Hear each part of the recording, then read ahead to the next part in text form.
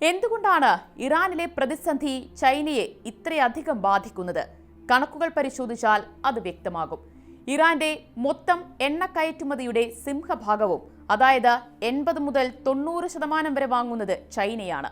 പ്രതിദിനം 1.1 മില്യൺ മുതൽ 1.4 million barrel വരെ എണ്ണയാണ് ഇറാനിൽ നിന്ന് ചൈനീസ് തീരങ്ങളിലേക്ക് എത്തുന്നത്.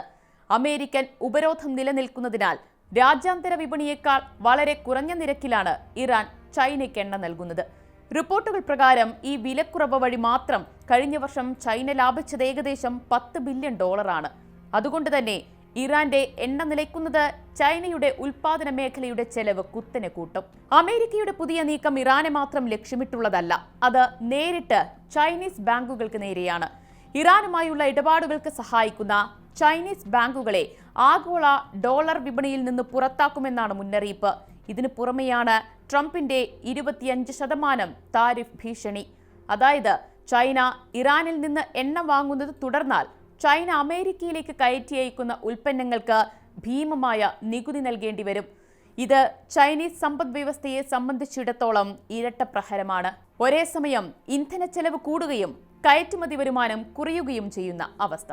ഇത്രയധികം ഉപരോധങ്ങളും ഭീഷണികളും നിലനിൽക്കെ തന്നെ ഇറാനും ചൈനയും തമ്മിൽ ഇപ്പോഴും എണ്ണ വ്യാപാരം തുടരുന്നുണ്ട്.